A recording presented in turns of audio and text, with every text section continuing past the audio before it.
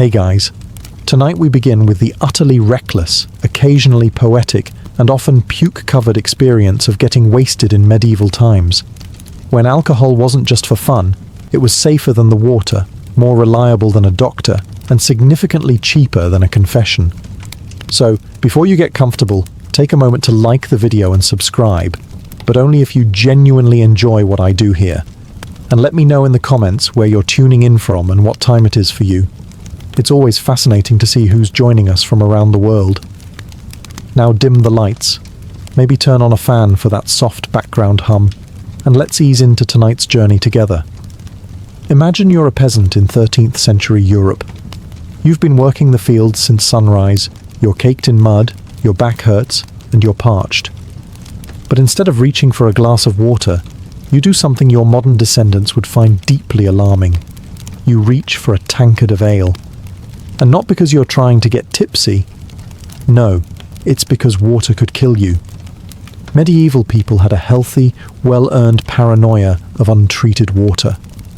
Rivers and wells were convenient dumping grounds for sewage, dead animals, and the occasional unlucky traveller.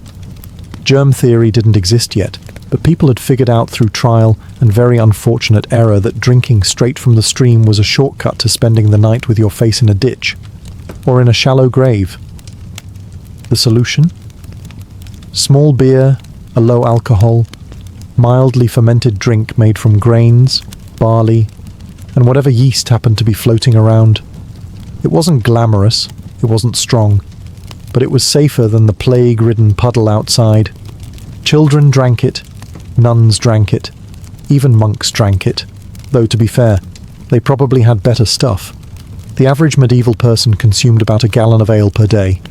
That's right, a gallon. Not because they were all raging alcoholics, though let's be honest, some were, but because they genuinely didn't trust water. It was also cheaper and easier to produce than wine, especially in Northern Europe. In many places, ale wasn't just a drink, it was a food group, a calorie delivery system in a cup. Liquid bread, if you will, and far less chewable than the mouldy stuff the local miller passed off as food. And no, people weren't staggering around drunk all day.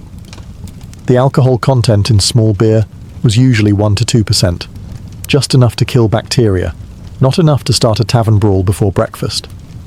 But if you drank too much, especially on an empty stomach, things got wobbly. While peasants were chugging low-grade ale to avoid dying from swamp water, monks were doing something a little more refined, inventing medieval craft beer. Yes, in between chanting, copying manuscripts, and regretting their celibacy, monks were quietly becoming the OG brewmasters of Europe. Far from being casual drinkers, they ran full-on brewing operations in their monasteries, and they were good at it. Really good. Why monks?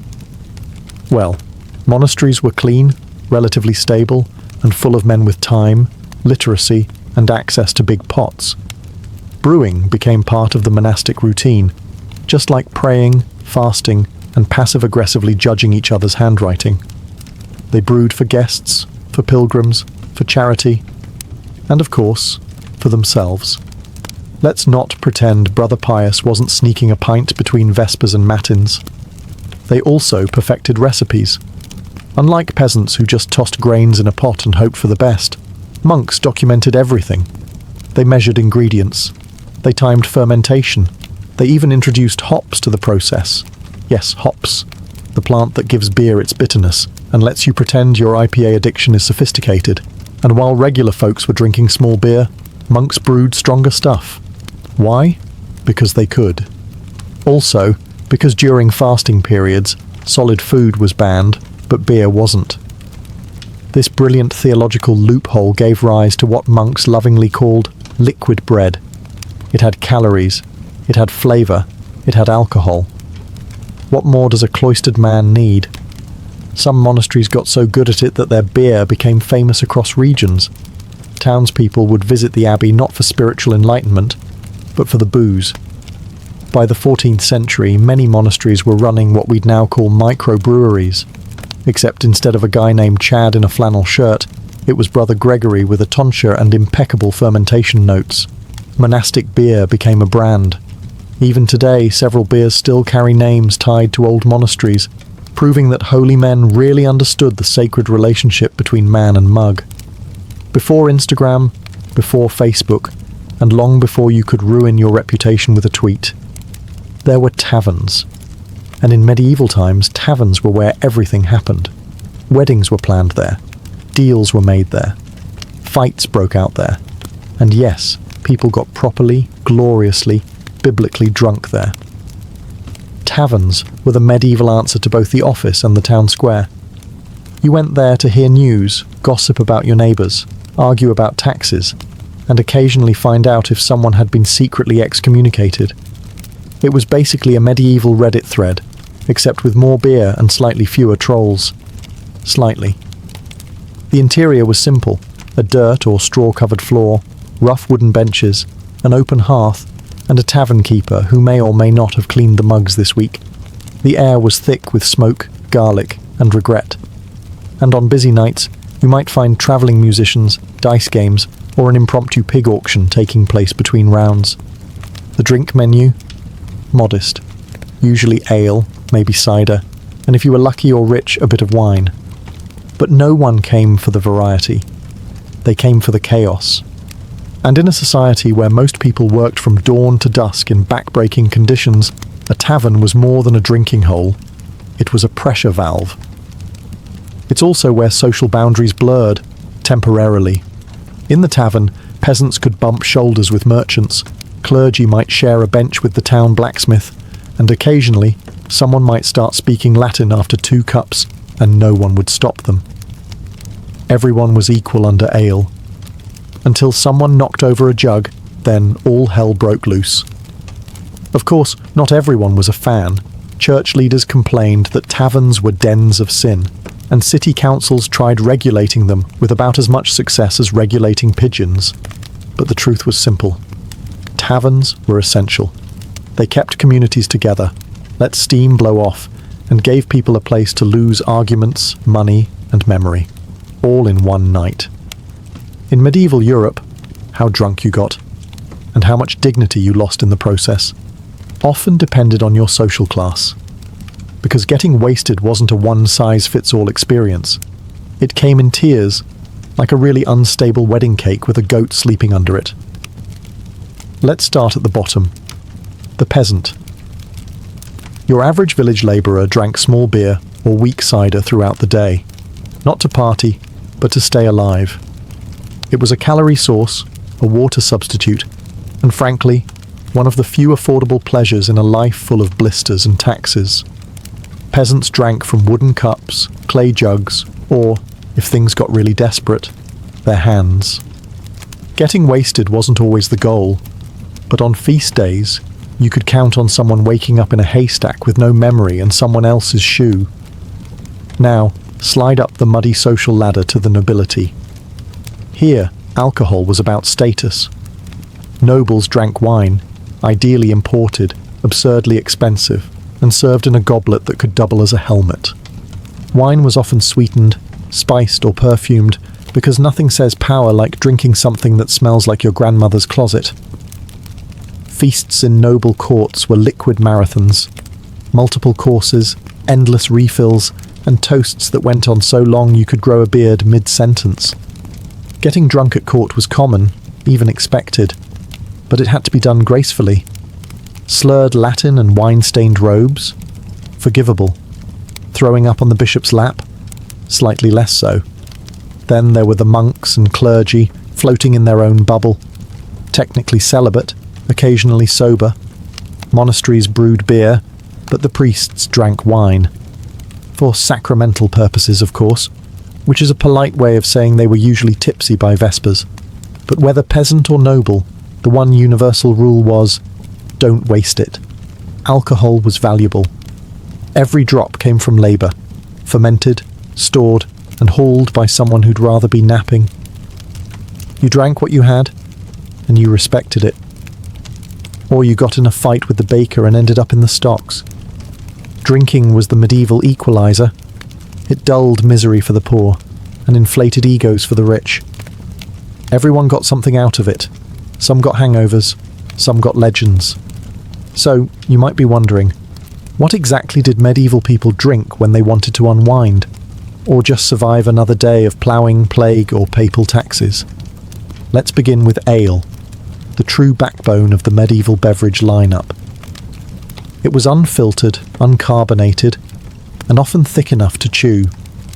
Brewed from barley, oats, or whatever grain hadn't been stolen by rats that week, ale came in multiple strengths: small beer, light, regular ale, buzzworthy, and the kind that made you see angels or start reciting poetry, sometimes both.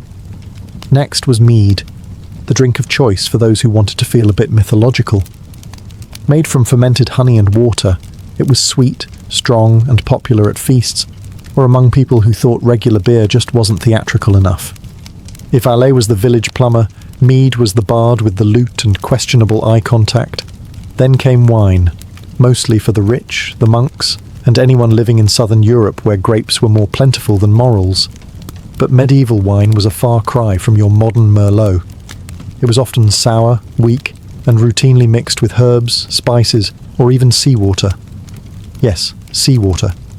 Nothing says I'm classy like sipping a Cabernet that tastes like brine and regret. You also had cider and perry, fermented apple or pear drinks popular in orchard regions. Sweet, fizzy-ish, and dangerously easy to overdrink, especially if you were already 2 tankards deep into your no work today plan. And then, things got weird.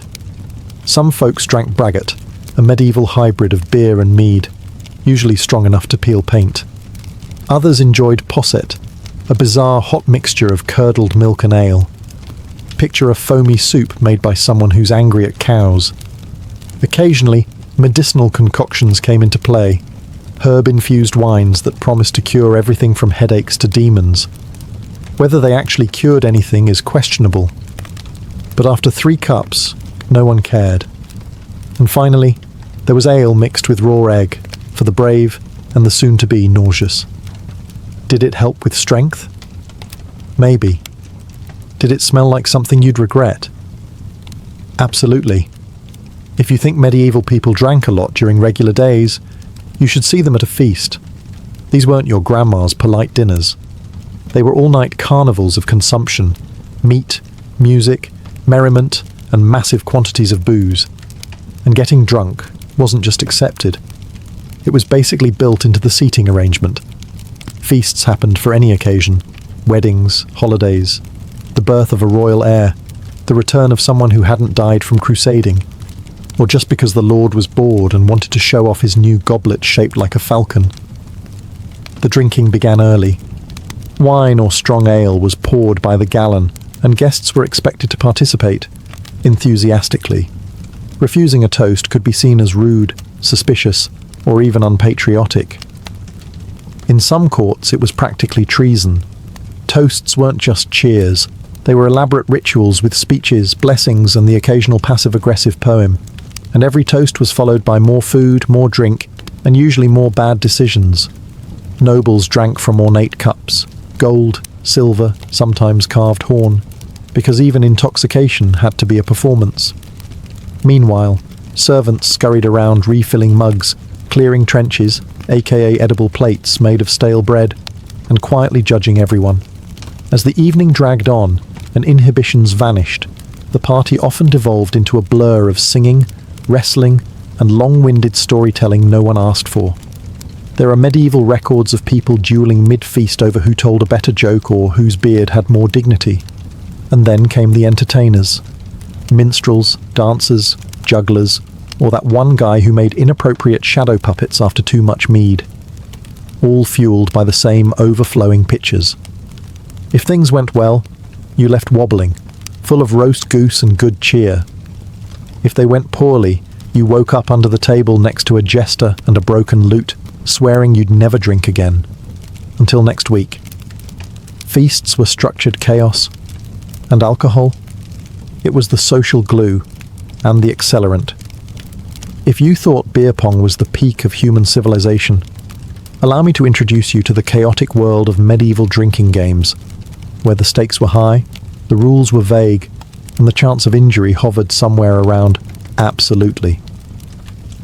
Getting wasted wasn't just a side effect of medieval socializing, it was the main event. And games helped move things along. These weren't structured contests with scorecards. No, these were activities that started with laughter and ended with someone passed out in the turnip bin. One of the most common pastimes? Toasting wars. 2 or more people would try to out-toast each other, not in clever words but in sheer volume. It was less about poetry and more about surviving round after round without slurring through the words, "to the king's goat." Another classic was casting the dice, often played for drinks, coins, or questionable favours. The dice were crude, often carved from bone, and the rules changed depending on who was sober enough to explain them. And if the game ended in an accusation of cheating, well, congratulations. You just invented medieval bar fighting, which we'll cover later. There was also, who can drink the most the fastest? Not a creative name, but extremely popular. This was less about winning and more about achieving bragging rights and possibly liver failure. Medieval men prided themselves on how many tankards they could down before falling into a hedge. In noble circles, drinking games were wrapped in rituals and manners, like courtly pledges. A lady might challenge a knight to drink a full goblet in her honour, a task he'd accept dramatically, possibly while composing a short, epic poem and trying not to belch through the rhyming couplets. And of course, there were games with physical consequences, balance contests, spinning challenges, and impromptu wrestling once someone mistook the minstrel for an ogre. The point was never really to win. The point was to drink more, laugh harder, and test the durability of the local furniture. In medieval Europe, drinking wasn't just socially acceptable, it was theologically endorsed. The church may have wagged its finger at taverns and bar fights, but when it came to wine, that was holy business. Let's start with the basics. Communion wine. At every mass, the priest would lift the chalice, say a few sacred words, and boom, it was now the literal blood of Christ. And then, he drank it, often several times a week, sometimes daily. Now, it's not like priests were doing keg stands in the cathedral, but the ritual meant a steady, respectable intake of wine, all in the name of salvation. And wine wasn't reserved just for communion. Monasteries produced barrels of the stuff, technically for religious use, but somehow always with enough left over for, let's say, personal reflection. Monks documented their vintages, praised the divine quality of fermentation, and occasionally ended sermons a bit slurred. Then you had saints who were practically the patron protectors of partying. St. Bridget of Ireland once prayed for a lake of beer for the heavenly host. And yes, that's a real quote. St. Arnold of Soissons is said to have saved thousands by urging people to drink beer instead of water during a plague. Science? No. Accidentally correct. Absolutely. Even religious festivals doubled as excuses to drink. Christmas, Easter, Saints' Days, they weren't just for praying. They were for feasting, singing, and warming your soul and bloodstream with ale or mead. Pilgrims often stopped at monasteries where monks offered hospitality in the form of bread, shelter, and just enough wine to make the next leg of the journey spiritually questionable. And if you passed out under the altar table, well, you were just resting in the presence of the Lord. Of course, the church condemned excessive drinking, but like most medieval rules, enforcement was wildly inconsistent. A noble might get a stern sermon, a peasant might get tossed in the stocks. A monk, he'd just get reassigned to less liquid duties. Let's be honest, in a world where beer was safer than water, someone was always bound to overdo it. And while medieval society loved a good feast and a bit of booze-fueled cheer, there was a limit. Once you crossed the line from merrily tipsy to shouting at goats and trying to joust a fence, that's when the town stocks came into play. Yes, the dreaded stocks, medieval society's favourite blend of punishment and public entertainment. These wooden contraptions clamped your ankles, wrists, or neck and left you stuck in the village square, exposed to the elements, hecklers, and occasionally a very disappointed sheep. Getting put in the stocks for public drunkenness wasn't rare. If you were loud, rude, vomited somewhere sacred or strategic, or decided to moon a local bishop, you might find yourself clamped into public humiliation by dawn. The punishment wasn't just physical, it was deeply social. Your friends, neighbours, and that one nosy blacksmith's wife all got to watch you squirm, stew, and sober up slowly in full daylight. Children might throw old vegetables, monks might mutter scripture at you. Someone would definitely say, "Seen that one before." Ironically, you weren't always punished for drinking, only for being bad at it. Nobles could drink themselves into a coma at feasts with no consequences. But if a cobbler tripped into a pig trough after 3 ales? Suddenly, it was a moral crisis. Authorities saw public drunkenness as dangerous, not because of the alcohol itself, but because it made people unpredictable. Slurred speech and stumbling were fine behind closed doors, but out in the streets, that's how revolts start. Or worse, folk songs.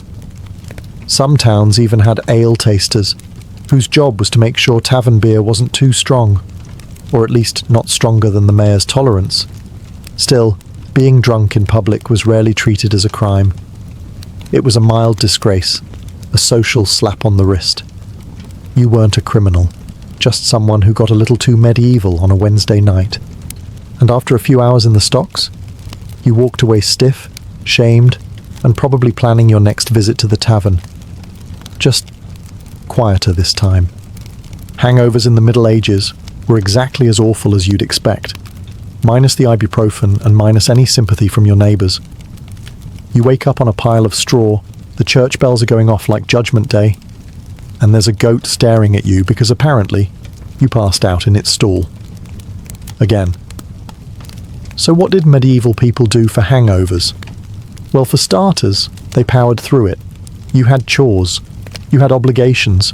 You didn't have time to complain about your head splitting open like a rotting melon. You just muttered something about sin and staggered back into the daylight. But some people, bless them, did try actual cures. One popular one? Raw eggs in ale, because nothing says recovery like mixing what wrecked you with what might give you salmonella. Others swore by vinegar, or fennel tea, or infused herbs, which usually tasted like grass and sadness. If you were lucky enough to have access to a doctor, and I use that term loosely, they'd talk about imbalanced humours, and probably bleed you a little. Nothing helps a hangover like blood loss, right? Some just kept drinking. That's not a joke. Hair of the dog wasn't invented yesterday. Medieval folks figured, well, I already feel like death, might as well top it off with a warm mug of redemption. The church, predictably, had a different take. Hangovers weren't just your body punishing you, they were God punishing you. The prescription was repentance, and maybe fasting. Nothing cures a headache like guilt and a dry crust of bread. Honestly, most people probably didn't call it a hangover. They just called it Thursday. But make no mistake, getting wasted in medieval times had consequences. The difference is, you couldn't tweet about it. You just got up, wiped the ale crust off your face, and hoped nobody remembered what you did with that loot. At some point in history, someone invented alcohol, and about 5 minutes later, someone else got punched in the face with a mug. Welcome to the chaotic world of medieval bar fights, where your honour, your drink, and your questionable singing voice could all get you into trouble. Taverns were not quiet places. They were loud, smoky, smelly, and usually packed to the rafters with people who'd spent all day digging trenches, shoeing horses, or arguing with their landlord, and were now 3 ales deep and feeling bold. Arguments started over just about anything: spilled drinks, unpaid debts, dice games gone wrong, who had the better beard, who insulted whose ox, and occasionally, because someone thought the other guy looked too French. That was an actual insult in certain towns. Weapons weren't supposed to be brought into taverns, but let's be honest, this rule was as effective as modern no-smoking signs in 1990s bars.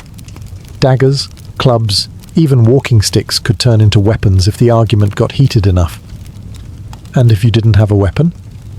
No problem. Tankards were heavy, and so were wooden stools. tavern brawls ranged from quick shoving matches to full-blown furniture-destroying chaos. Sometimes the tavern keeper stepped in. Sometimes they just watched from a distance, arms crossed, calculating how many tables they'd need to fix in the morning. Local authorities usually didn't care unless someone died, or unless someone important got bruised. If it was just two peasants swinging wildly in the corner, while a lute player kept strumming in denial, it was basically a Friday night. But if a noble or a visiting merchant got involved, suddenly the law showed up and stocks were prepared.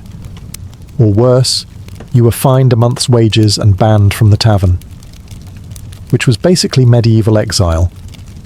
Despite the risks, fighting was part of tavern culture. You went in for a drink and a laugh.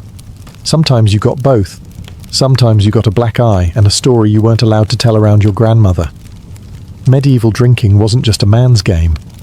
In fact, if you walked into a tavern or bought ale from the corner stall, there was a good chance a woman had brewed it, sold it, and maybe poured it on your head if you got mouthy. Enter the alewife, one of the most common and underappreciated figures in medieval booze culture. Alewives weren't just women who brewed beer. They were the primary brewers for centuries. Brewing was considered domestic work, like baking or churning butter, except it could get you tipsy and occasionally cursed out by hungover blacksmiths. These women brewed small batches of ale at home, then sold it out of jugs, windows, or tiny stalls called tippling houses. Some operated out of their kitchens, others ran full-on public alehouses. And yes, they could get in trouble, especially if their ale was too strong, too weak, or mysteriously made people hallucinate and fight chickens. Alewives were expected to follow local brewing laws, which changed depending on the town, the year, or the mood of the inspector. Prices were fixed by law, which meant if an alewife overcharged or watered down her product, she could be fined, publicly shamed, or forced to wear a paper hat declaring "bad brewer." Yes, really. Then there were tavern maids who worked inside the alehouses, pouring drinks, scrubbing tables, and trying not to get groped by guys named Oswald with 3 teeth and too much mead in his system. These women had to be tough, fast, and fluent in insults. Some were just trying to earn a wage. Others flirted their way to better tips. A few married rich drunks and retired early. The medieval dream. But women weren't just behind the bar. They drank too. Especially at festivals, weddings, or after dealing with 8 children and a cow that refused to cooperate. Drunkenness wasn't praised in women, but it wasn't unheard of either. And if the ale was good and the night was long, a few verses of bawdy song were absolutely fair game. In the Middle Ages, if you were sick, injured, or just looked mildly uncomfortable, someone was going to hand you alcohol. Maybe it was a priest. Maybe it was your barber surgeon. Maybe it was your grandmother. But rest assured, the medieval solution to almost anything was, have a drink. And to be fair, it sometimes helped. Not because alcohol cured anything, but because when you're dizzy, feverish, or bleeding from a jousting mishap, a few cups of wine can take the edge off. Welcome to medieval medicine, where alcohol was painkiller, antiseptic, sedative, and occasionally breakfast. Doctors, and again that term's doing a lot of heavy lifting, routinely prescribed wine and ale. If you had a cold, warm wine, a headache, wine with mint, digestive issues, mead mixed with herbs, served in what was essentially a hollowed-out medieval mug and a prayer. Even monks brewed herbal liqueurs for healing purposes. These were strong, sweet, syrupy concoctions flavoured with wormwood, sage, or whatever looked vaguely medicinal in the garden. Today we'd call that digestive. Back then they called it medicine, and just hoped you didn't die. One particularly bold remedy involved soaking herbs in brandy, then drinking it to cleanse the humours. Whether it cleansed anything other than your self-respect is debatable, but you did stop complaining, either from numbness or unconsciousness. In battlefield medicine, alcohol had a real purpose. It cleaned wounds. Or more accurately, it stung like hell and distracted you from the guy sawing off your leg with something that used to be a farming tool. Sometimes they gave the patient a strong drink before the amputation. Sometimes they were the patient and just passed around the bottle. But medieval people didn't just use alcohol for injuries. It was prescribed for melancholy, plague symptoms, childbirth recovery, and spiritual despair. If you were breathing, there was probably a bottle involved. Did it work? Occasionally. Did it make things worse? Also occasionally. But hey, in an age where bloodletting was considered science and leeches were practically co-workers, alcohol was at least pleasantly wrong. If there's one thing governments have always been good at, it's noticing when people are having fun and figuring out how to tax it. And in medieval Europe, alcohol was no exception. Drinking wasn't just a pastime, it was an economic engine. Brewing, selling, and serving alcohol created jobs, generated revenue, and gave local authorities yet another excuse to write unnecessarily dramatic laws. Some towns even had ale conners, official taste testers who checked whether the beer was good, legal, and appropriately frothy. Not a bad gig, assuming you didn't mind gout. Taverns needed licenses to operate, though what counted as a license varied wildly. In some places, it was a stamped document. In others, it was just a verbal agreement with the local bailiff and a sack of onions as collateral. But if you served ale without permission, you could be fined, shamed, or shut down faster than a poorly played lute solo. Prices were also regulated. That's right, price caps on beer. Authorities posted ale prices on wooden boards, and alewives or tavern keepers who charged too much were punished. In theory. In practice, if your ale was strong and your cousin worked at the mayor's office, things got flexible. And then came the taxes. Ale taxes, wine taxes, malt taxes. In some places, there were even drinking vessel taxes. Imagine getting fined for using a cup that was too fancy. Welcome to medieval capitalism.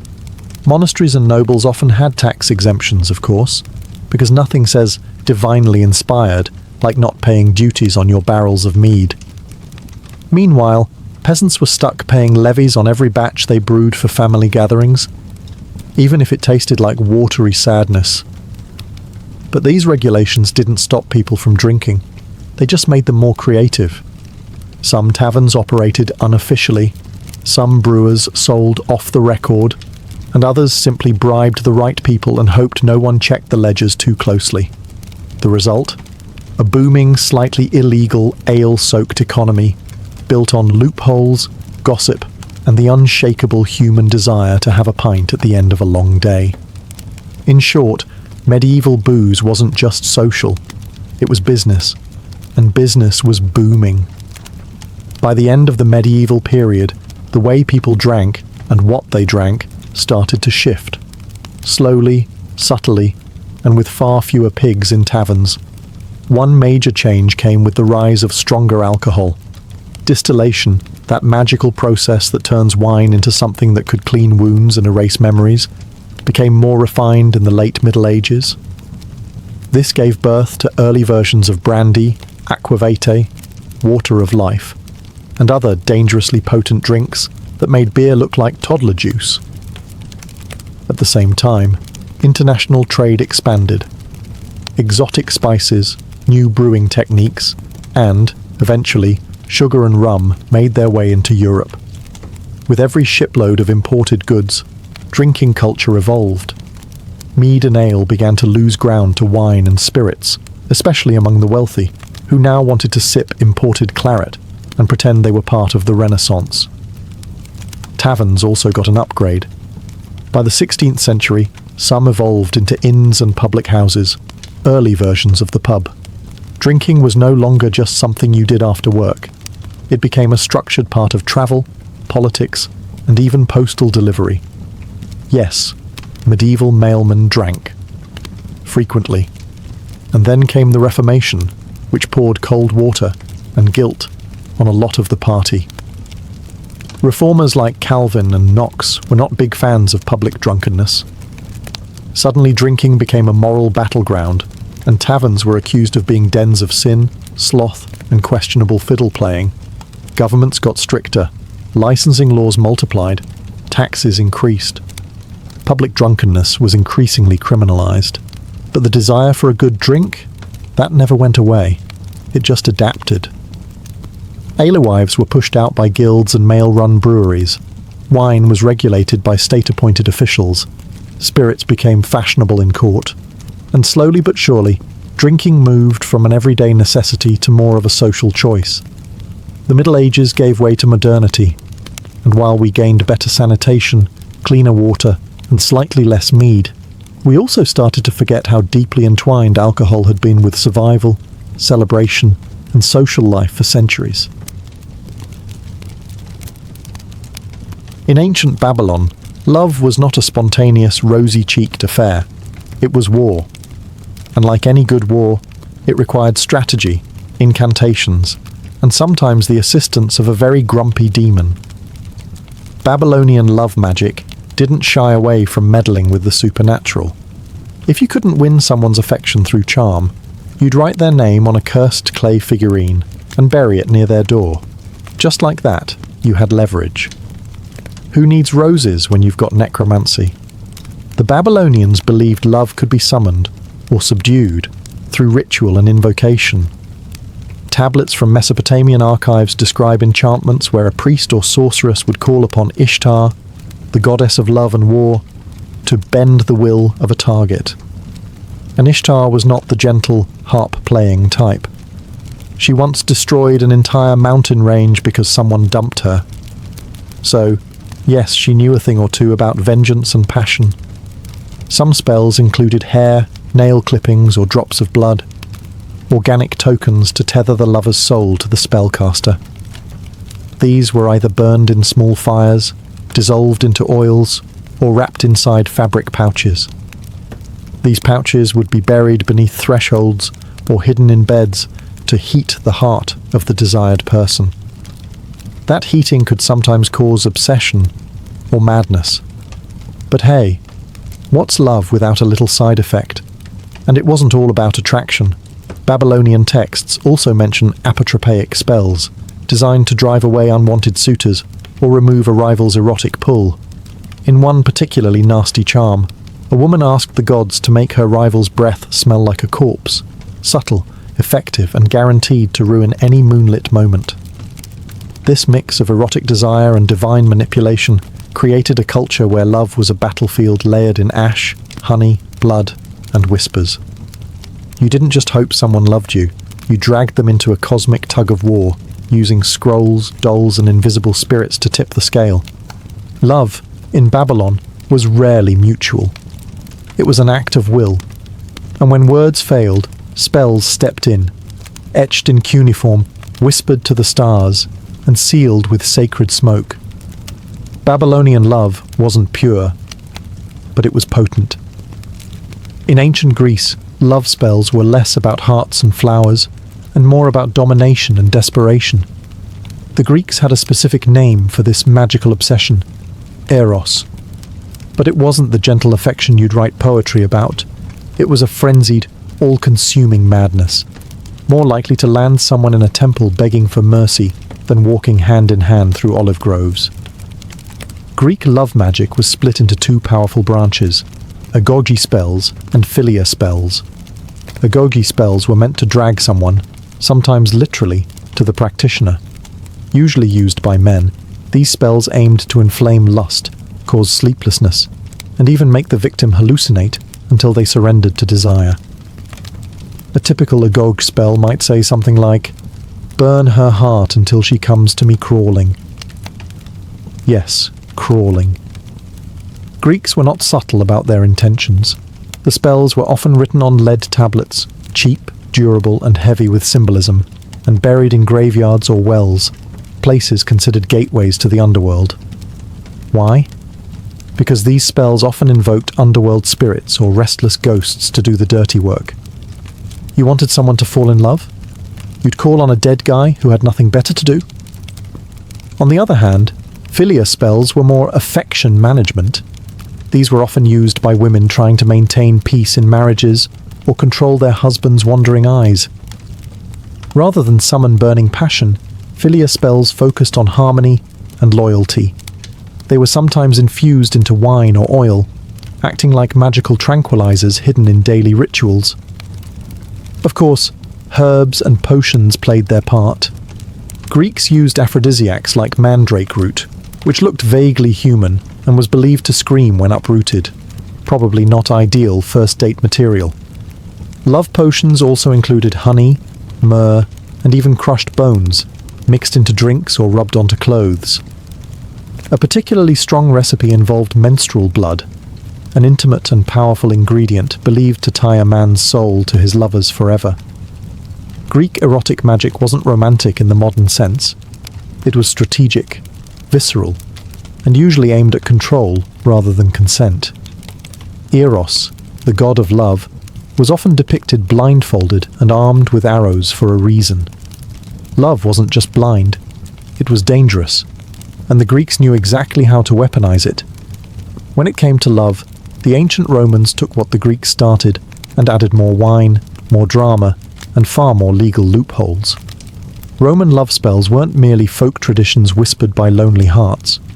They were considered tools of influence, status preservation, and, occasionally, straight-up revenge. In a society obsessed with order and honor, controlling another person's desires became a stealthy way of rewriting fate itself. Roman love magic came in many forms, but deficciones, binding spells, were among the most popular.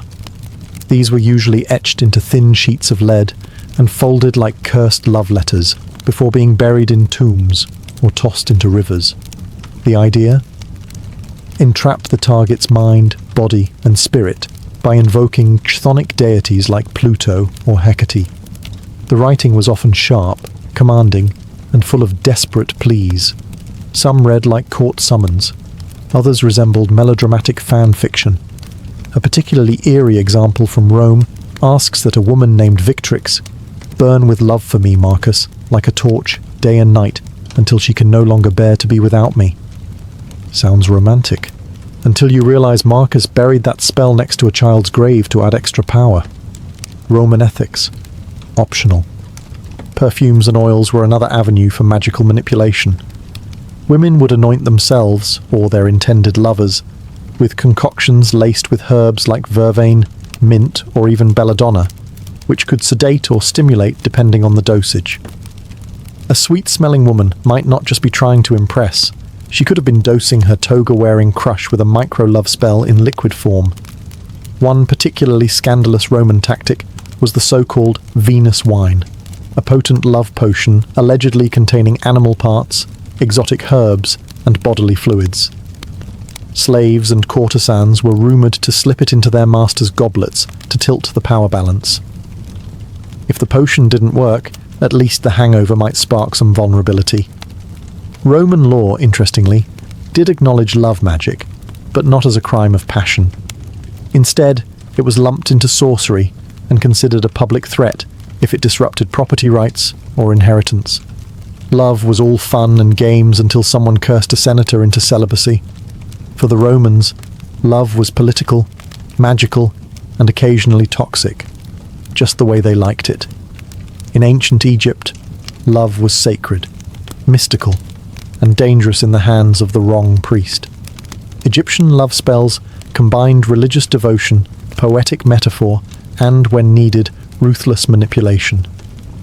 These weren't the ramblings of a heartbroken teen. They were carefully composed rites, often recorded on papyrus and backed by the authority of deities like Hathor, Isis, and Bez. If your heart was broken in Egypt, you didn't cry. You conjured. Egyptians believed love could be stirred like a potion or unlocked like a tomb, and their magic reflected this. A common technique was the dream spell, in which the spellcaster summoned a god or demon to appear in the dream of the desired person.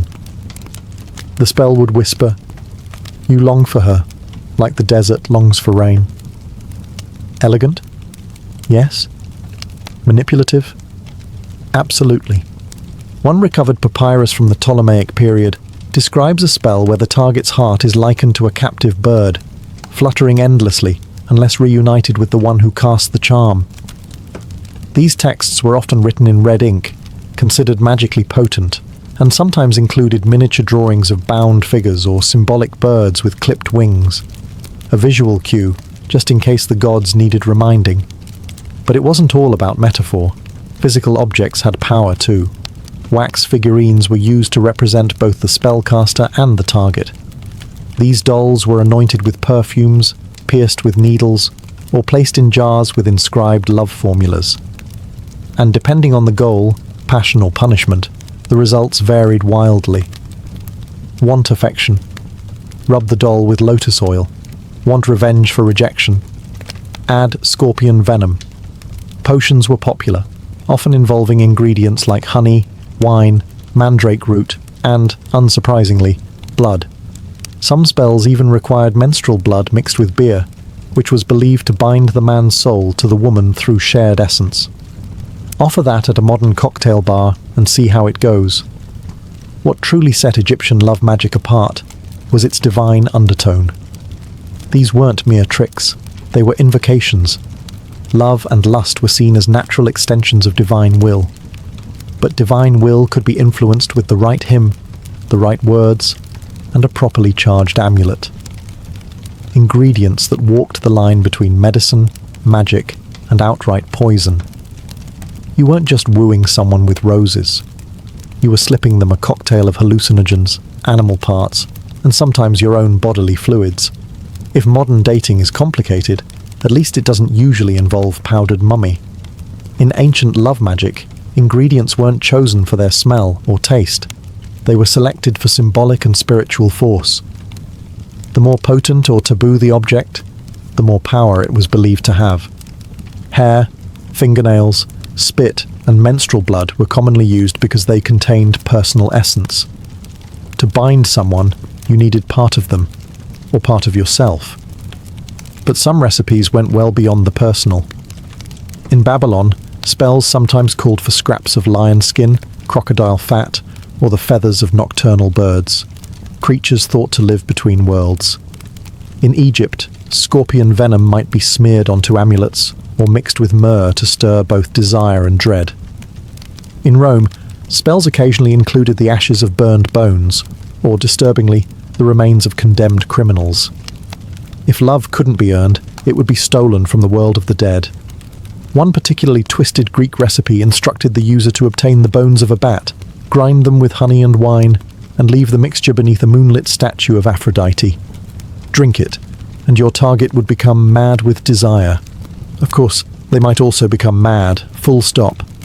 Many potions blurred the line between aphrodisiac and poison.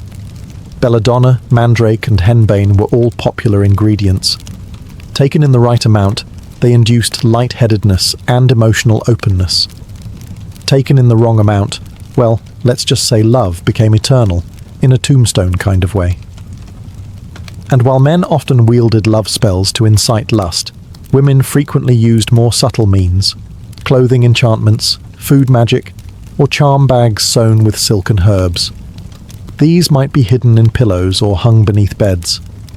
One Babylonian spell even instructs a woman to anoint her breasts with a sacred oil before embracing her lover, making the moment both erotic and enchanted.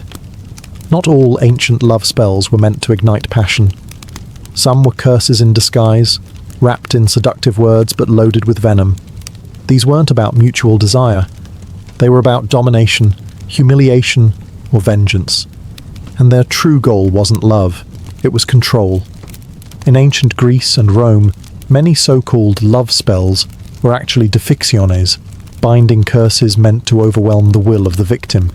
They might be phrased sweetly. May she think of no other man but me? But their methods were sinister. The idea was to shatter a person's emotional independence, rendering them sleepless, obsessed, and emotionally enslaved. If that sounds like psychological warfare, it was. These spells often targeted the mind and body. A popular Greek curse would ask deities of the underworld to bind the target's arms, legs, tongue, and even genitals, rendering them helpless unless they came crawling back to the spellcaster. Lead tablets inscribed with these curses were folded tightly, symbolizing the sealed fate of the victim, and deposited in graves, wells, or crossroads, all liminal places where divine and human realms met. One infamous Roman example begged Pluto to turn her thoughts into madness until she seeks me out in the streets. It included specific bodily instructions. Bind her knees so she cannot dance with another. Bind her lips so she cannot kiss another. It wasn't romance. It was emotional kidnapping, complete with ghostly accomplices. Sometimes these love curses included a second victim, a rival. In that case, the spell would redirect all of the target's passion to the caster, while simultaneously ruining the rival's chances. One spell from Carthage curses a woman's competitor with hair loss, a rotting voice, and womb sickness. A terrifying way to ensure she wouldn't be anyone's object of affection. Even in Egypt, where love magic often took poetic forms, curses seeped in. Some spells invoked lion-headed deities to tear apart a target's peace of mind until they submitted. Others used figurines of the victim, stabbed, burned, or broken, while reciting verses to bind their heart to the practitioner. Despite the elaborate rituals and eerie curses, ancient love magic wasn't always hidden in temples or carved into cryptic tablets. Much of it lived in the ordinary, woven into the routines of daily life. For many, casting a love spell was as natural as brushing one's hair or pouring wine. Magic wasn't separate from reality, it was embedded in it. In bustling markets from Babylon to Athens, vendors didn't just sell figs and perfumes, they also sold magical charms. Small amulets made from carnelian, hematite, or bronze were carried in tunics or sewn into garments to attract affection or shield against unwanted advances. Some were shaped like phalluses, others like tiny hands or eyes, symbols believed to either charm or ward off lust. A girl might wear one when hoping to catch the attention of a suitor. A wife might tuck one under her mattress to keep her husband loyal. Love magic also slipped into food. Meals were prepared with more than just spice, there was intent. In Rome, women were known to stir aphrodisiacs into sauces, pour honeyed wine laced with herbs, or serve bread kneaded with whispered spells. One Egyptian charm directed the user to breathe into the cooking pot and speak the beloved's name 3 times.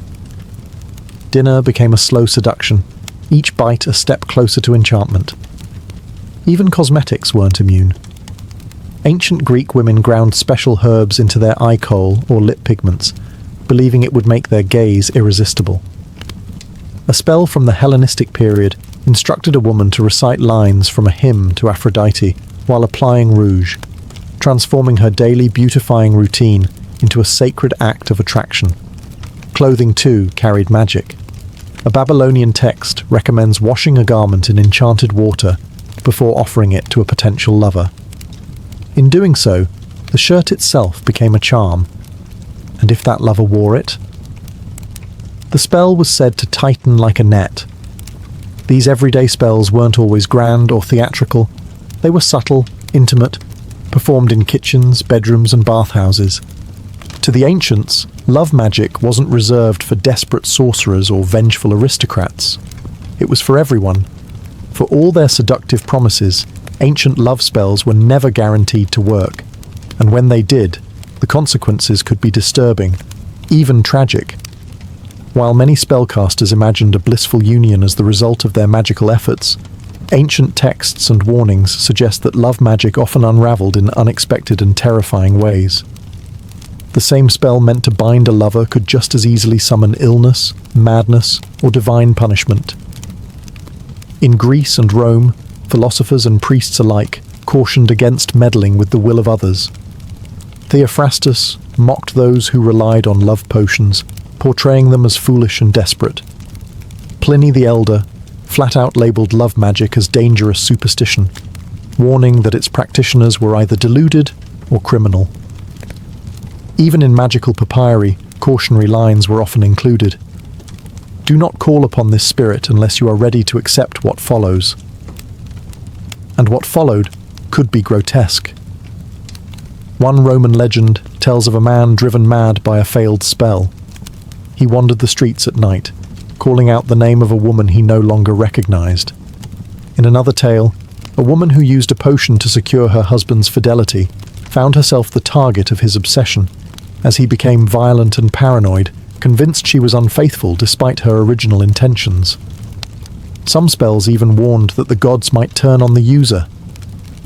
In Egypt, invoking Hathor or Isis without proper offerings could anger the deity, bringing misfortune instead of romance. One recovered scroll states, "If she is not meant to love you, your heart shall know sorrow tenfold." That's ancient for, don't try to force it. Rivals could also fight back. A targeted woman might hire a counter-magician to unbind her from the original spell or to curse the practitioner in return. These magical feuds could escalate into full-blown hex wars, with spells flying in both directions, sometimes over years. Protective charms, salt circles, and sacred words were all part of the defense. Perhaps most chillingly, love spells often succeeded in creating obsession rather than affection. The victim might feel compelled but confused, physically drawn but emotionally vacant. Love turned into compulsion, a haunting echo of true connection. Though the gods of Babylon have long fallen silent, and Roman grave tablets have crumbled, the heartbeat of ancient love magic never truly stopped. It simply adapted. The spells, potions, and rituals of the ancient world evolved, repackaged into folk traditions, whispered superstitions, and even self-help rituals we still see today. Take the concept of the love potion. While modern science scoffs at the idea of aphrodisiac elixirs, the shelves of health stores still overflow with tonics promising enhanced attraction, deeper intimacy, or natural magnetism. Ancient herbs like mandrake, damiana, and ginseng still find their way into teas and oils meant to rekindle passion. We may not invoke Venus or Ishtar anymore, but the desire to bottle love remains strong. In parts of southern Italy, folk traditions continue to echo Roman and Greek magical beliefs. Red ribbons tied under mattresses, herbal sachets hidden in clothing, and whispered charms passed down through grandmothers mirror the rituals once practiced in classical temples and street corners alike. In parts of the Middle East and North Africa, fragments of Egyptian and Mesopotamian love magic survive in talismans worn discreetly or spells spoken during cooking. Even in pop culture, ancient love magic lives on. Films, books, and songs often portray the enchanted lover, whether it's a vampire compelled by a blood bond or a potion slipping into a wine glass at just the right moment. The trope of the love spell gone wrong remains a favourite storyline, reflecting ancient warnings that passion conjured by force may unravel into chaos. More curiously, modern psychology has uncovered parallels between old spells and techniques used to increase attraction, mirroring body language, using scent to trigger emotional memory, or timing confessions to maximize emotional impact. Were those ancient spellcasters simply using proto-psychological hacks, cloaked in divine language and ritual drama? Today, love spells are still sold online, though now dressed in pastel branding and witchy aesthetics. Etsy shops offer customized candle spells, while TikTok hosts manifestation tutorials that wouldn't seem out of place on a Greek papyrus scroll. In the end, ancient love magic wasn't just about getting someone to love you. It was about regaining control in the face of longing. That impulse, timeless, desperate, beautifully human, remains with us.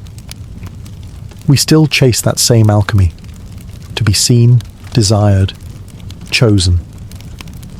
And if a little magic helps along the way, so be it. In ancient Greece, sport was not a pastime, it was a sacred duty, a divine performance of flesh and will before the gods. Nowhere was this more evident than at the Olympic Games, first held in 776 BCE in Olympia, a sanctuary site dedicated to Zeus. For over 1,000 years, Greeks from city-states across the Hellenic world gathered every 4 years, not for politics or war, but to chase immortality through muscle and grit. The games weren't casual contests. Athletes trained for months, sometimes years, under the watchful eyes of coaches, priests, and even philosophers. Before competing, they swore an oath to Zeus, promising they had prepared honestly and would not cheat. This wasn't just formality. Breaking the oath could result in public flogging or disgraceful disqualification. Honor was everything. And if you're imagining chariot races and discus throws with dignified robes flapping in the wind, stop. Greek athletes competed completely nude. It was a celebration of the male form, yes, but also a sign of transparency. Nothing hidden, no armor, no trickery. Just raw athleticism and the judgment of the gods above. The original events were simple. Foot races, long jump, discus, javelin, wrestling and boxing. Then came the pancration, a brutal combination of wrestling and boxing with barely any rules. Fingers were broken, eyes were gouged. The crowd cheered. Death wasn't common, but it wasn't forbidden either. Winning brought more than bragging rights. Victors were crowned with a simple olive wreath, but they returned home as heroes. Some cities awarded winners with free meals for life, prime seats at the theatre, or even exemption from taxes. Poets would immortalize their names. Sculptors might carve their likeness into marble. For a fleeting moment, they were godlike. But there was no room for women, not in the audience, and certainly not as competitors. The Olympic Games were for men only, though women did have their own separate festival, the Heraia, also held at Olympia, featuring foot races for unmarried girls. Still, it paled in comparison to the testosterone-fueled spectacle that defined the male arena. The Greek Olympics were more than games. They were a sacred fire, burning with ambition, discipline, and divine expectation. To run, to wrestle, to win. It wasn't just athleticism. It was ritual. It was legacy. It was war without weapons. If the Greeks turned sports into sacred ritual, the Romans turned them into a blood-soaked spectacle. In the Roman Empire, athletics meant violence, and no event embodied this more than the gladiatorial games. These weren't polite matches in tunics. They were brutal performances of life and death, designed to thrill the masses, honor the dead, and remind everyone who held the power. Gladiators were typically slaves, prisoners of war, or condemned criminals. But despite their low status, they became household names. Some, like Spartacus, rose to legendary fame, admired even as they were paraded into combat for the crowd's delight. Trained in special schools called ludi, these men, and occasionally women, were taught to fight with discipline, precision, and flair. The more theatrical, the better. Bleeding was part of the entertainment. The most famous arena was, of course, the Colosseum in Rome, an engineering marvel that could hold up to 50,000 spectators. Events were free, paid for by emperors and politicians eager to win public favour. Bread and circuses, they called it. Keep the people fed and entertained, and they won't ask too many questions about corruption or conquest. Combat styles varied. Some gladiators fought with swords and shields, secutores, others with nets and tridents, retiarii. Each type had its own strengths, weaknesses, and costume, carefully curated to keep matchups unpredictable and exciting.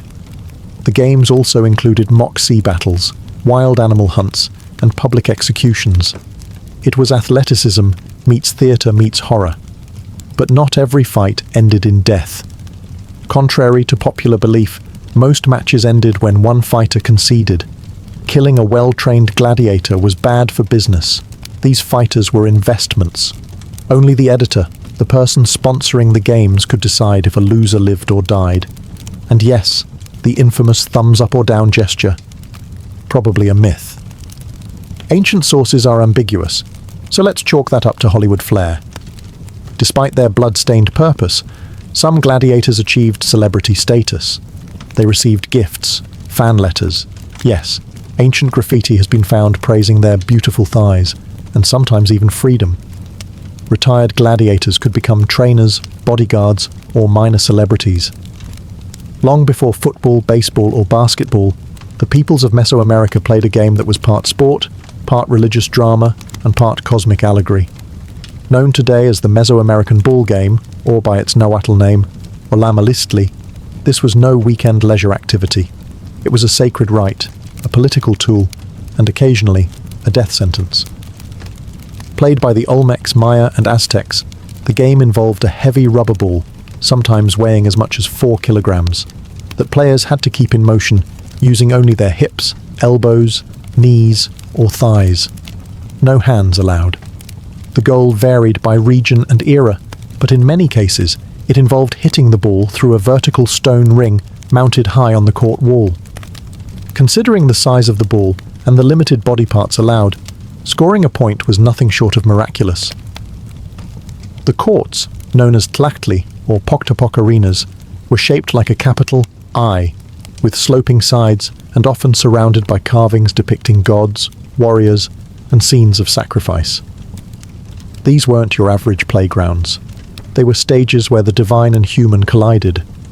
And it wasn't just about winning or losing. The ball game was deeply symbolic. It represented the eternal battle between life and death, day and night, the gods and the underworld. In some versions of the myth, the game was reenacting the journey of the hero twins from the Maya Popol Vuh, who descended into the underworld and played against death itself. The most controversial element: ritual sacrifice.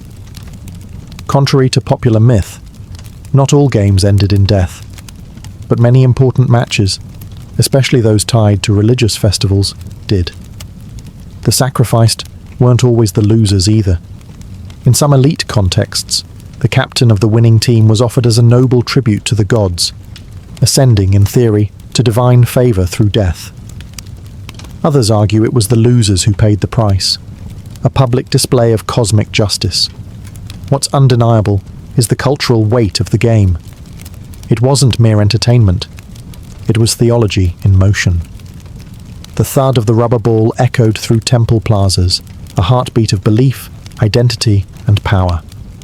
When it came to physical activity, the ancient Egyptians blended leisure, ritual, and preparation for the afterlife. Sports weren't simply a diversion. They were reflections of cosmic balance, royal power, and divine order. While they lacked massive public arenas like the Greeks or Romans, Egyptian society still nurtured athleticism with a spiritual undercurrent that made every movement meaningful. Wrestling was perhaps the most visually documented of all ancient Egyptian sports. Tomb paintings dating back over 4,000 years show pairs of young men locked in grapples, executing complex throws and holds that wouldn't look out of place in modern judo. These weren't staged performances. They were serious training exercises that emphasized discipline, coordination, and balance.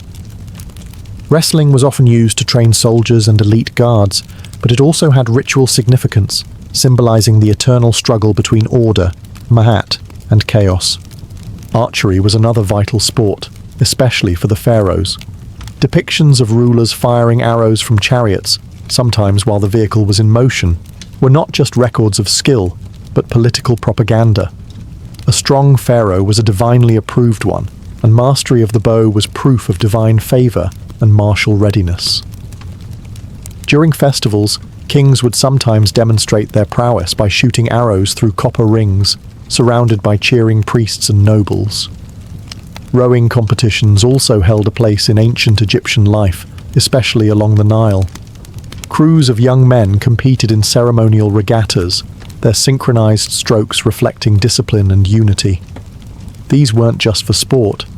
They honored the gods and recreated mythical journeys, like the solar bark of Ra crossing the heavens. For the everyday Egyptian, sports included tug-of-war, leapfrog-like jumping games, and rhythmic dancing, activities both joyful and communal. Children practiced balancing and acrobatics, while laborers stayed physically fit through their daily work. Athletic games during festivals often served as community bonding and religious observance, blending sweat with spirituality. Interestingly, Egyptian women participated more than in many ancient cultures. Wall paintings show female dancers and gymnasts performing at banquets and ceremonies, often in celebration of fertility and divine femininity. While not competitive in the modern sense, these performances were athletic, graceful, and held symbolic weight. In ancient China, sports weren't just about physical prowess. They were tightly woven into the fabric of Confucian values, military training, imperial politics, and the pursuit of harmony between mind and body. From battlefield simulations to courtly pastimes, Athletic activities served both the elite and commoners, often reflecting deeper philosophical ideals. Archery held a particularly exalted place. In Confucian tradition, the nobleman was expected to master the bow, not only as a warrior, but as a gentleman. Competitions were formalized and deeply ritualistic. During the Zhou dynasty, archery contests were held in ceremonial halls, where etiquette mattered as much as accuracy. Participants bowed, recited prescribed phrases, and shot not to kill, but to demonstrate inner virtue and discipline. Hitting the target was seen as a metaphor for hitting moral perfection. But not all sports in ancient China were so serene. Enter Jiju, Chinese polo. Introduced during the Han dynasty and reaching peak popularity under the Tang, polo became the sport of emperors, generals, and aristocrats. Played on horseback with long mallets, it was thrilling, fast-paced, and surprisingly dangerous. Emperor Shizong of Tang even died in a polo accident. Still, the sport was embraced by both men and women of the court. Noble women in silk robes could be seen galloping alongside their male counterparts, striking balls with astonishing agility. In an age of rigid gender roles, polo briefly leveled the playing field. Military sports also flourished. Kuju, an early form of soccer, was originally developed to keep soldiers agile and coordinated. Players kicked a leather ball through a net or hole in a wall using precise footwork. Over time, Kuju became a popular civilian game as well, eventually gaining recognition as the earliest documented form of football. Martial arts, too, found expression through sport. Wushu and early forms of kung fu weren't just combat techniques, they were disciplines that cultivated the spirit as much as the body. Sparring matches and strength tests were common in military academies and public demonstrations, often staged during festivals. Even games like chess and go, Weiqi, were viewed as mental sports, testing strategy, foresight, and emotional control. The ideal sportsman wasn't merely strong, he was balanced, restrained, and morally upright. In the ancient Near East, spanning Mesopotamia, Assyria, Persia, and beyond, sports were rarely just games. Athleticism was often a reflection of power, divine favor, and military preparedness. Physical feats weren't celebrated in isolation. They were part of public ritual, royal image building, and the cultural machinery of empire. In Mesopotamia, the earliest known urban civilizations developed a range of physical activities, though they didn't formalize sport quite like the Greeks. Wrestling, for example, features prominently in Sumerian art and literature. The Epic of Gilgamesh describes the hero wrestling the wild man Enkidu in a contest so fierce that it shakes the very foundations of the city, only for the two to end up as lifelong companions. Wrestling wasn't just for sport, it symbolized raw strength, dominance, and respect among equals. Kings were expected to be physically formidable. Assyrian and Babylonian rulers often commissioned reliefs showing themselves hunting lions or engaging in military drills. These weren't staged for mere vanity. They were political statements. Killing a lion by hand wasn't just a show of courage. It declared that the king could tame chaos and uphold order. That lion hunt? It was state-sponsored propaganda in muscular form. The Persians under the Achaemenid Empire developed one of the earliest formalized military training programs that blended athletics with ethics. Young boys were taught to ride a horse, draw a bow, and speak the truth. A triad that fused sport, warfare, and moral education. Archery and horse riding were both vital, not just for battle readiness, but as symbols of elite status. Public displays of strength also played a role in temple rituals. Festivals often included competitions like foot races, stone lifting, or even ceremonial fights, depending on the region and deity being honored. These events were watched by priests, officials, and sometimes even kings, reinforcing the idea that the body, like the city or the cosmos, needed to be strong and disciplined. One unique contribution from the Near East was the use of board games like the royal game of which, while not physically demanding, were seen as mental duels, sometimes even tools for divination. Just like with archery or wrestling, success reflected divine favor. In the ancient civilizations of South Asia, particularly the Indus Valley and early Vedic societies, physical culture was deeply interwoven with social hierarchy, spiritual training, and the pursuit of balance between body and mind. Though archaeological evidence from the Indus Valley is sparse in terms of organized sport, clues from urban planning, figurines, and later Vedic texts reveal a society that valued physical agility, strength, and discipline. The cities of Harappa and Mohenjo-daro featured large public baths and open courtyards that may have been used for communal gatherings, water rituals, or athletic exercises. Terracotta figurines show people in dynamic poses, wrestlers, dancers, and acrobats, suggesting that movement and performance were essential parts of daily life. Though no Olympic-style events are documented, the environment hints at a culture where the body was trained not just for survival, but for aesthetic and ritual purposes. As society transitioned into the Vedic period, the emphasis on physical prowess became more codified, particularly through Dhanurveda, the ancient science of warfare. Young warriors were trained in archery, swordsmanship, chariot driving, and hand-to-hand combat. Competitions often accompanied royal festivals, where princes showcased their martial skill to assert dominance and attract political alliances. Wrestling, Malayuddha, emerged as one of the most revered sports in ancient India. More than just brute force, it was a spiritual practice. Wrestlers followed strict dietary and moral codes, lived disciplined lives, and often trained in temples. The Akhara, a traditional wrestling school, functioned like a monastery, emphasizing mental purity as much as physical strength. The practice survives today in modified forms, still deeply respected.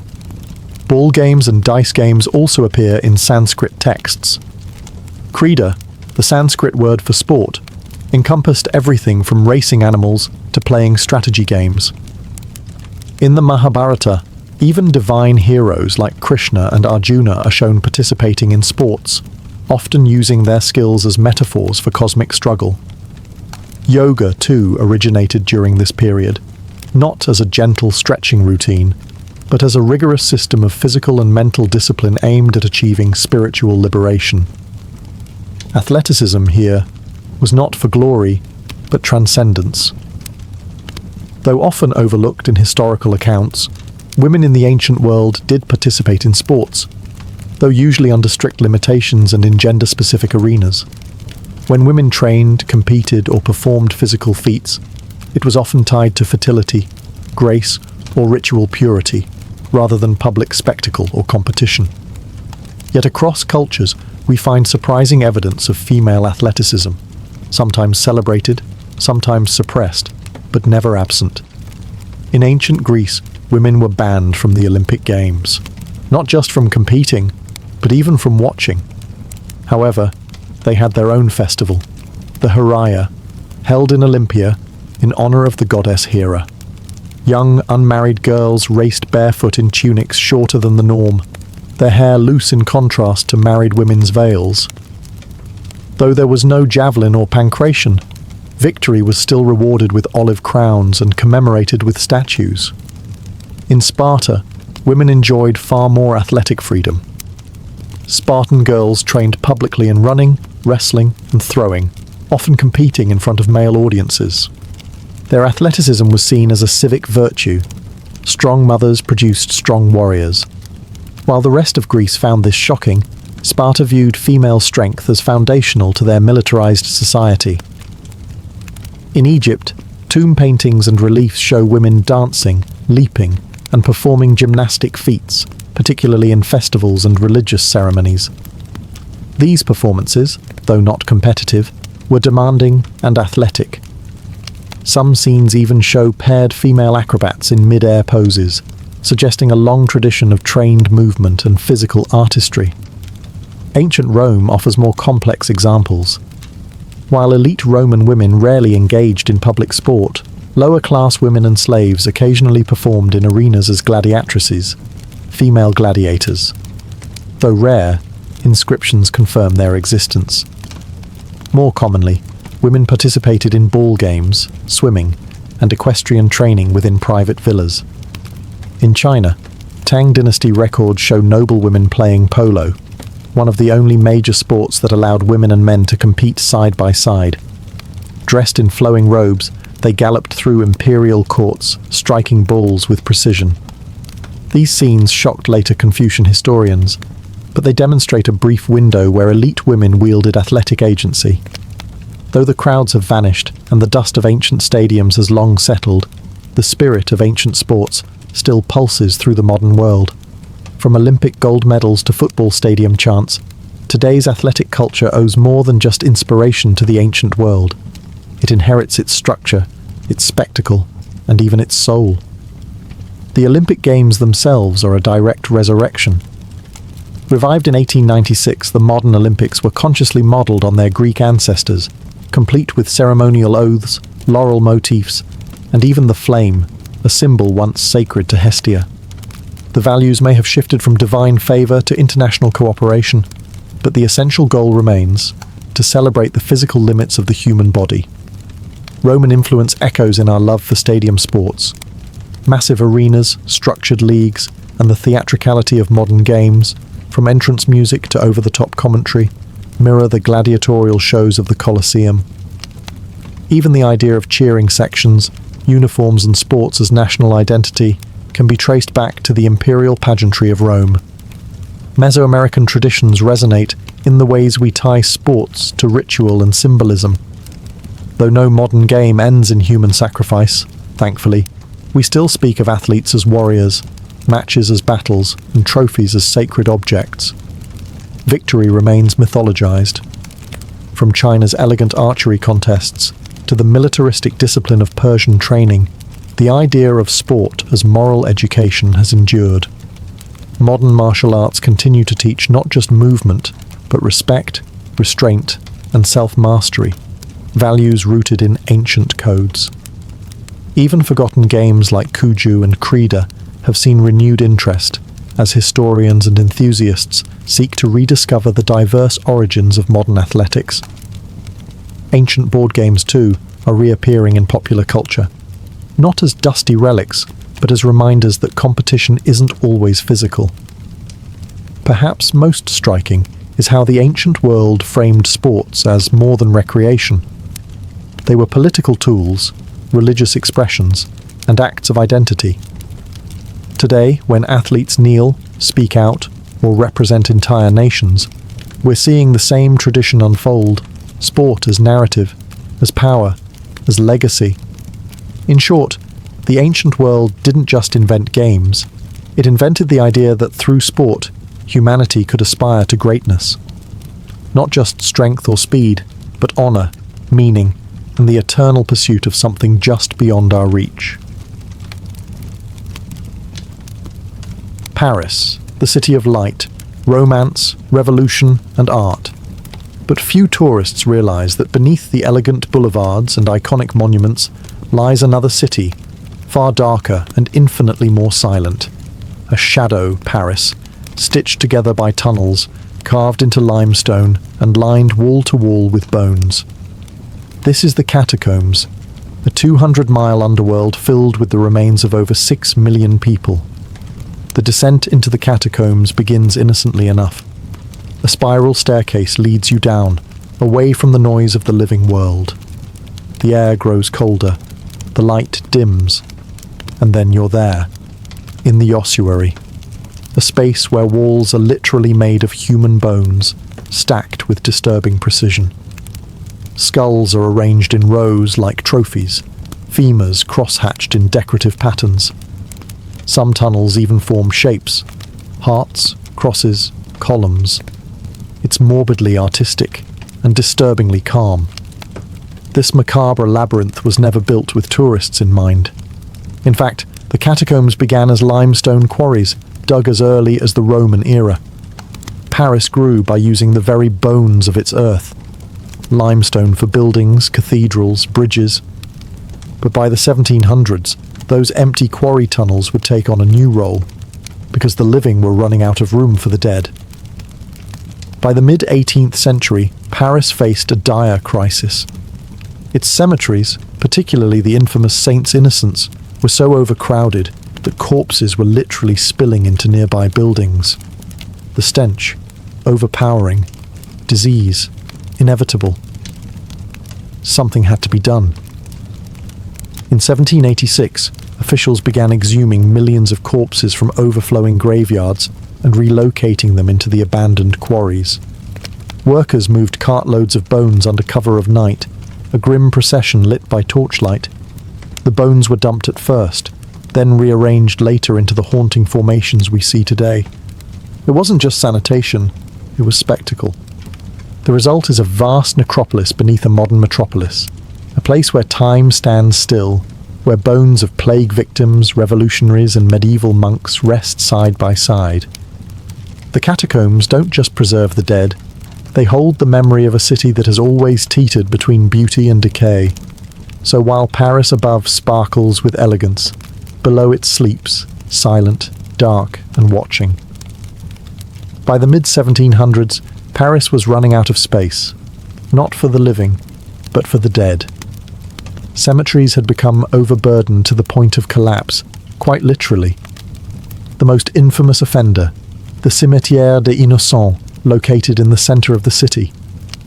It had been in use for nearly 1,000 years and had accumulated centuries of corpses, layer upon layer, in shared graves, often stacked 6 or 7 deep. As the population grew, so did the problem. By the 18th century, the Innocents and other cemeteries had become bubbling pits of decay. The smell was inescapable, seeping into homes, churches, and markets. Residents near Saints Innocents complained of unbearable stench and frequent sickness. Meat spoiled faster. Water tasted strange. In some accounts, walls of nearby basements began to crack and leak human remains. It wasn't just grotesque, it was dangerous. In 1763, King Louis XV issued a royal decree banning burials within the city, but the church resisted. Cemeteries were sacred ground. Bodies were to rest in consecrated soil. But by the 1780s, the situation had reached a tipping point. After a cellar wall collapsed due to the weight of decomposing bodies on the other side, public health officials demanded a solution. The dead could no longer stay above ground. Enter the abandoned limestone quarries. These underground chambers, remnants of Paris's building boom, were mostly unused, dark, cold, and far from the eyes of the city. Perfect for a mass relocation of human remains. In 1786, authorities began transferring bones from Saints Innocents to the subterranean network. The work was conducted at night, out of public view.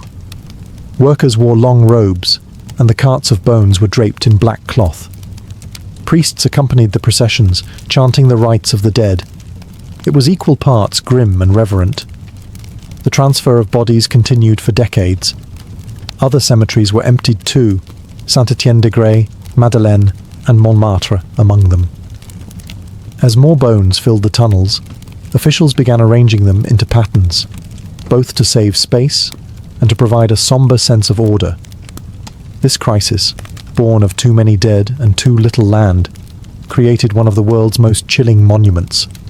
The catacombs weren't just a solution, they were a reminder that even in death, the city must be managed. Step into the ossuary section of the catacombs of Paris, and it becomes instantly clear. This is no random bone dump. This is architecture. A cold, meticulous symmetry crafted not from stone or brick, but from human remains. Skulls line the walls in neat rows, framed by femurs and tibias. Some sections form patterns, hearts, crosses, arches. Every structure is built not just to store bones, but to transform them into a kind of subterranean art.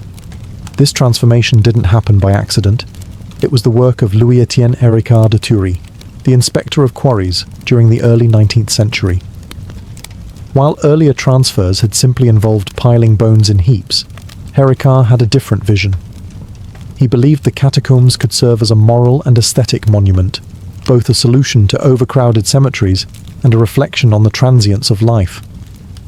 Under his direction, the ossuary was cleaned, organized, and arranged into the haunting gallery we see today. The bones themselves, taken from millions of bodies, were anonymous.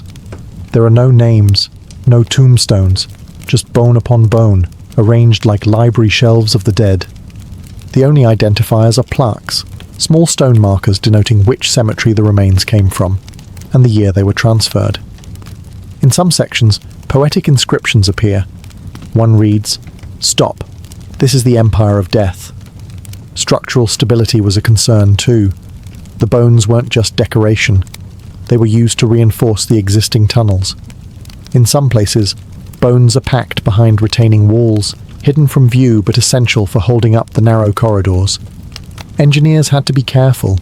They were working beneath the very city of Paris, and a collapse would mean more than just ruined tunnels. It could take whole neighborhoods with it. Lighting was sparse in the early days, just flickering oil lamps or torches that made the shadows dance across eye sockets and rib cages. Today, electric lights make the scenes less ominous, but no less surreal. This wasn't simply an ossuary, it was an engineered underworld, a blend of functionality, respect, and macabre display, a space designed to humble the living and give silent voice to the countless dead. Here, every wall is a reminder. Architecture can be beautiful and terrifying. Walk a few steps deeper into the catacombs of Paris, and the faces blur, because there are none. 6 million bodies reduced to identical bones. No names, no epitaphs, just rows upon rows of anonymous skulls, silently watching. But behind this eerie uniformity lies a haunting question. Who are they? The answer is everyone. The catacombs hold the remains of ordinary Parisians who lived and died over centuries. Bakers, servants, priests, midwives, soldiers, children. People who once crowded the city's cramped neighborhoods, who walked its muddy streets and worshipped in its cathedrals. When their graves overflowed and cemeteries began to rot, they were moved here, becoming part of this great subterranean ossuary. Some of the bones belong to victims of plagues, especially the Black Death and later cholera outbreaks. Disease killed in such numbers that cemeteries became mass graves. Others died in famines, fires, or childbirth. Some had been buried for centuries and were mostly skeletal when exhumed. Others had barely decomposed. The process of relocating them was unpleasant, grim, and unsentimental. A solution, not a ceremony. But not all the dead were commoners. The bones of French nobles, clergy, and revolutionaries also found their way here, especially as political upheaval swept the city. During the French Revolution, when guillotines turned public squares into rivers of blood, victims were often dumped in mass graves and later moved underground. Some claim the remains of key revolutionaries, like Danton, Robespierre, or Camille Desmoulins, were relocated to the catacombs, but no official records confirm their exact placement. Down here, titles and ranks disappear. There's also the curious case of the Val de Grace quarry section, believed to hold the bones of monks and nuns. These religious communities, once buried in convent gardens, were eventually displaced like everyone else when Paris needed more room for the dead. And then there are the children, smaller bones scattered among the stacks, no markers, no dates, just silent testimony to lives cut short. By design, the catacombs erase identity. In death, all are equal: peasant, poet, plague victim, or patriot. The anonymity is overwhelming. 6 million souls reduced to geometry. And yet, in their silence, they speak of the sheer weight of history, of the cost of city life, and of a society that once stood shoulder to shoulder, and now lies skull to skull. While tourists shuffle through the official section of the catacombs, roughly a mile of sanitized, well-lit corridors, beneath their feet lies a forbidden world. A shadow network of uncharted tunnels, locked doors, and centuries-old pathways, crawling with graffiti, hidden chambers, and the occasional underground rave. Welcome to the domain of the cataphiles. Cataphiles are urban explorers who defy city law to access the forbidden zones of the Paris catacombs. They use hidden entrances, manholes in parks, storm drains, or basement trapdoors. Once inside, they navigate by memory, hand-drawn maps, or intuition. There are no signs, no safety rails, and no cell service, only the sound of your own footsteps echoing through the dark. This isn't just thrill-seeking. For many cataphiles, the catacombs are a second city, a sacred space of history, rebellion, and creativity. Over decades, they've carved out rooms in the tunnels, makeshift libraries, art galleries, and even cinemas. Some host clandestine parties deep underground, generators, speakers, and candlelight illuminating a dance floor built over stacked bones. The cataphile community is tight-knit and fiercely protective. Entry is often by invitation only. Newcomers, called tourists, are often tested for respect and survival skills. The golden rule? Never disturb the bones, never tag sacred sites, and never get caught, because this is all illegal. In 1955, French authorities declared all unofficial exploration of the catacombs prohibited. The risks were, and are, real. The tunnels are unstable in places, prone to collapse. Some are flooded. Others are filled with tight crawl spaces and dead ends that can disorient even seasoned explorers. Over the years, there have been injuries, arrests, and even deaths. In one notorious case, a man went missing for days and was found delirious in a remote section, guided out only by search dogs. Despite the dangers, the city's catacomb police, the cataflics, struggle to stop the trespassing. The system is simply too vast. Every time a known entrance is sealed, a new one is found. The cataphiles return. They always return. For them, the catacombs are more than bones. They are freedom, mystery, a place where Paris breathes differently, where time dissolves, and where the living walk alongside the dead, not in fear, but in reverence. Wander deep enough into the Paris catacombs, and the silence gives way.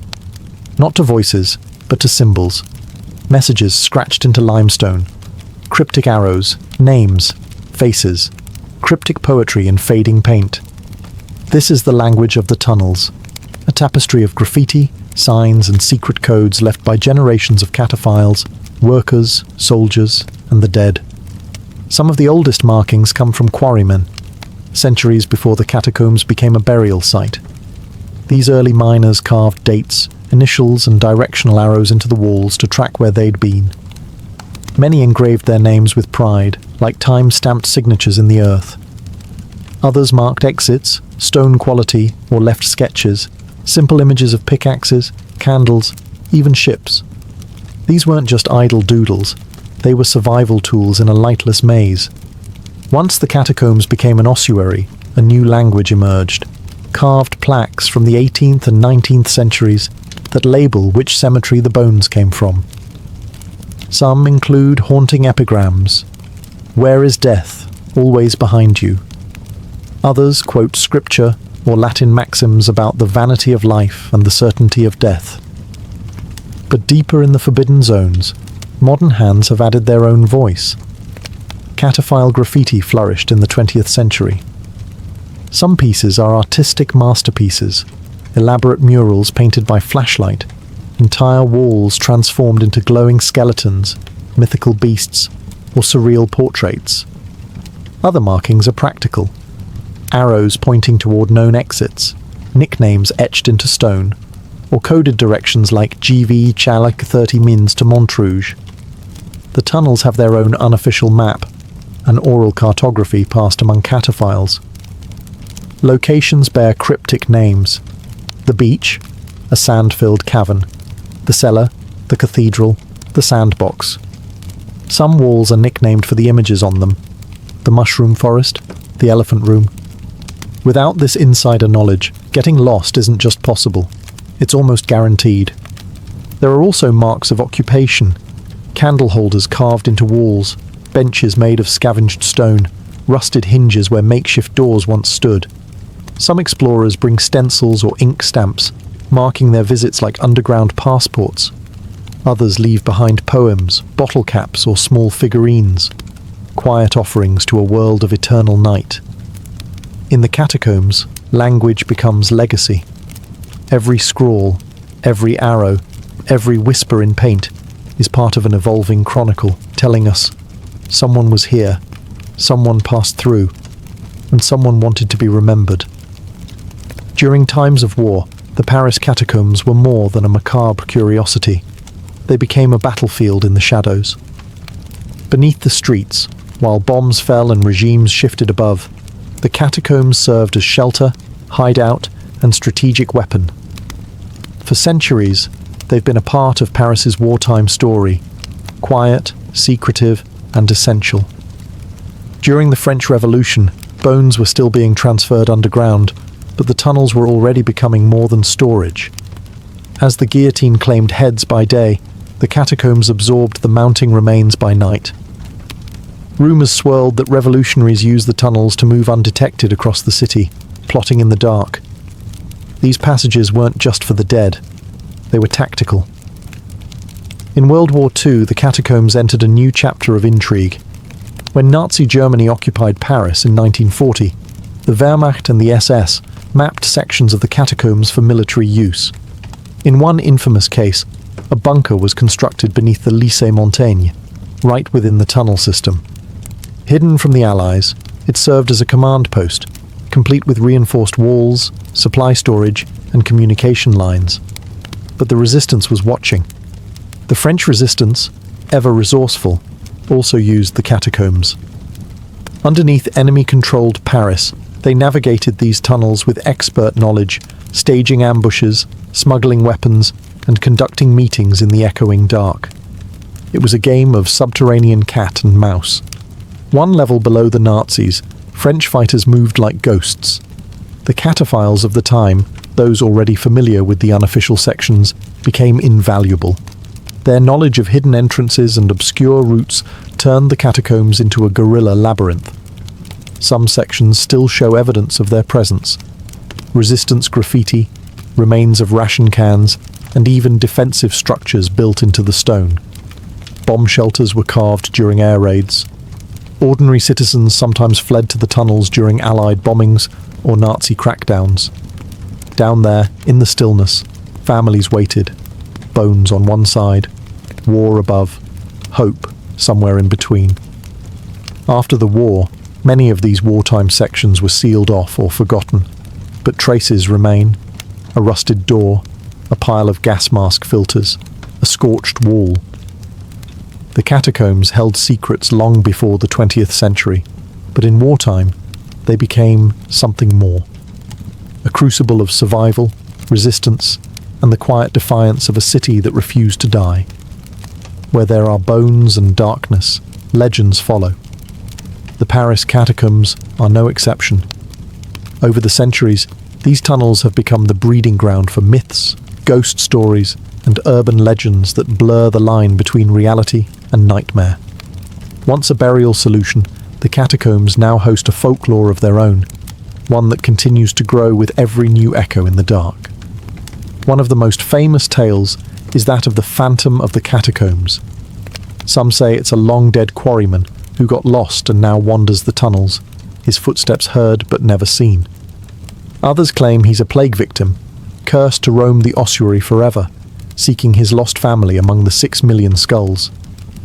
Whether ghost or metaphor, visitors and explorers alike have reported disembodied whispers, cold gusts of air, and sudden nausea in certain sections of the tunnels, especially near older, untouched ossuaries.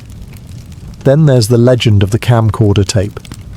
In the early 1990s, a group of cataphiles allegedly found a video camera deep in a restricted section. The footage, later broadcast on French television, showed a man wandering alone through the tunnels, increasingly panicked, running, spinning, lost. Eventually he drops the camera. No one knows who he was or what happened to him. The clip ends in silence, and he was never identified. The story became modern myth, the lost explorer who never found the surface again. Other stories are more surreal. There are whispered accounts of rooms filled with human bones arranged into chairs and thrones, or of underground cults using the catacombs for rituals. One sealed chamber, discovered in the early 2000s, had a working phone line, a fully stocked bar, and an underground cinema. On the wall, a chilling message: do not try to find us. Despite skepticism, the power of the catacombs mythos is undeniable. It feeds on the natural fear of the dark, the unknown, and the sheer weight of death. The space is real, but the stories, they live in the gaps, between candlelight and shadow, between echoes and silence. Whether you believe the tales or not, one thing is certain. Deep beneath Paris, fear breathes easily, and the catacombs never sleep. Today, the catacombs of Paris are one of the city's strangest and most visited attractions. Each year, hundreds of thousands descend into this empire of death, not for funerals or rituals, but for curiosity, for selfies with skulls, for the thrill of standing among 6 million of the once living. It's a place where mortality is laid bare, yet marketed with a ticket stub and a brochure. The official ossuary, opened to the public in 1809, was originally intended to be a place of reflection, a memento mori for a city too focused on the surface. Early visitors were guided through by lantern light, sometimes accompanied by priests or scholars. Today, the lighting is brighter, the walls more secure, but the feeling remains. A quiet awe, a dread mixed with wonder. Tourism has only grown since the 19th century. Poets, philosophers, and artists have long been drawn to the catacombs. Victor Hugo wandered its depths for inspiration. Salvador Dalí called it beautiful. And for many, it's become a pilgrimage, not just to confront death, but to marvel at how meticulously death has been organized, stacked, and displayed. Yet the catacombs remain controversial. Critics argue that turning mass graves into tourist attractions is disrespectful, reducing human lives to decor. Others point out that few visitors realize what they're seeing. These aren't props. They're people. Real individuals, once with names, faces, families, now anonymous relics of a buried past. Still, the catacombs serve a powerful purpose.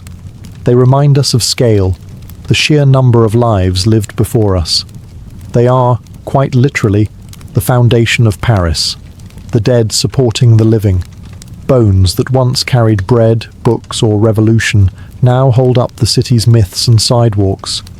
But strangely, the moment you climb the staircase and return to the surface, Paris feels different. Louder, brighter, more alive. Because in the end, the catacombs don't glorify death. They sharpen our sense of life, its fragility, its brevity, and its beauty. Beneath Paris lies its deepest truth. Everything we build on bones. And someday, perhaps the city will add ours to the archive.